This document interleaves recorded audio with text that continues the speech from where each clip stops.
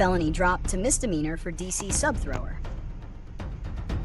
The incident involving a man who threw a sandwich at a driver in Washington, D.C., and was subsequently charged with a felony before having it reduced to a misdemeanor, has become a focal point for understanding the complex interplay between public outrage, social media narratives, and the criminal justice system.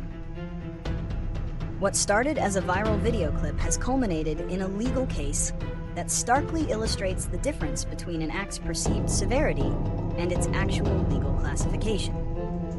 Summary of the incident and legal outcome. The event, which was captured on video and quickly spread across social media platforms, showed a heated altercation culminating in an individual throwing a submarine sandwich at the driver of a vehicle. The sub-thrower, as he was dubbed online, was initially arrested and charged with felony assault with a deadly weapon. This initial charge ignited a heated public discourse, with many questioning whether an item of food could truly constitute a deadly weapon. The case was then presented to a grand jury. A group of citizens convened to determine if there is enough evidence to justify a formal indictment on a felony charge. The grand jury ultimately sided against the prosecution, declining to indict on the felony charge and instead recommending a misdemeanor.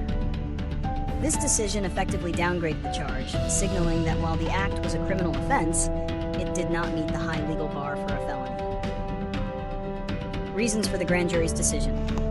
The primary reason for the grand jury's decision lies in the specific legal definition of a deadly weapon. In most jurisdictions, including DC, a deadly weapon is defined in one of two ways: an object inherently capable of causing serious bodily injury or death, or an object used in a manner that makes it capable of causing such harm. Common examples include firearms, knives, or even a baseball bat. The argument that a sandwich could be used as a deadly weapon is, from a legal standpoint, highly tenuous. A prosecutor's initial filing of a felony charge can be influenced by a number of factors, including the high-profile nature of the case, the perceived public threat, and the desire to secure the most severe possible charge in initial proceedings. However, the grand jury's role is to act as a check on this prosecutorial discretion. They serve as an impartial body to review the evidence and determine if the facts presented logically support the charge. In this case, they likely concluded that no reasonable person, based on the evidence, could believe that a thrown sandwich was capable of inflicting the kind of serious injury required for a felony assault charge. Their rejection of the felony charge was a logical and expected application of legal definitions over popular sentiment. Consequences for the individual and the system. For the individual involved, the consequences are significantly less severe. A felony charge carries the risk of a lengthy prison sentence, substantial fines, and a criminal record that would severely limit future opportunities in employment, housing, and civic participation. By contrast, a misdemeanor charge typically results in a fine, community service, or a short period of probation. The individual will still face legal repercussions for his actions, but they will be proportionate to the harm caused, rather than the media circus that surrounded the event. For the justice system, this case serves as a crucial example of the system working as it is intended. The grand jury fulfilled its role as a safeguard, preventing the disproportionate application of a serious charge for a relatively minor offense. It demonstrates that the law, when applied correctly, is not swayed by public opinion or the pressure of social media, but rather relies on a strict interpretation of facts and definitions. Analysis and prediction. The sub-thrower incident is a prime example of the social media effect on justice. The viral video created a narrative of a chaotic and dangerous act, which prompted a swift and perhaps overly aggressive initial response from law enforcement. The public's immediate reaction was shaped by the dramatic nature of the clip, not by the legal specifics of felony assault.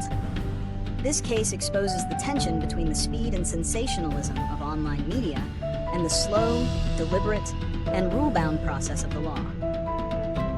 Looking forward, the case will now proceed as a misdemeanor. The individual will likely face a fine and may be required to pay for any damage to the vehicle. He may also be ordered to perform community service. A plea deal is a likely outcome, allowing him to admit guilt to the lesser charge and avoid the uncertainty of a trial. The case, now stripped of its felony status, will almost certainly fade from public view, becoming a minor footnote in the local court system rather than a national headline.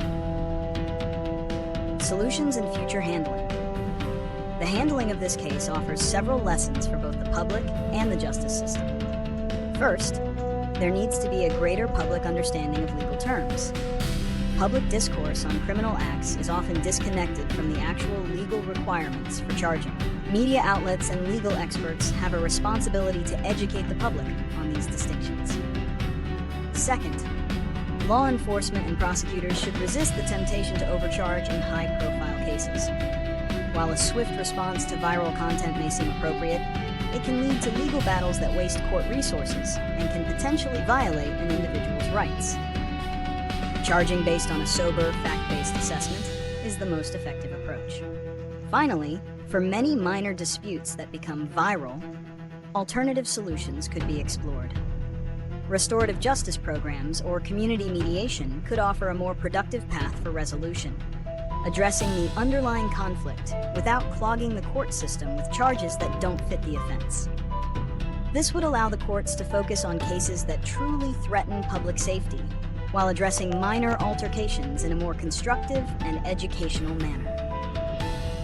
The sub-thrower case, while seemingly trivial, serves as a significant case study on how we navigate these evolving dynamics.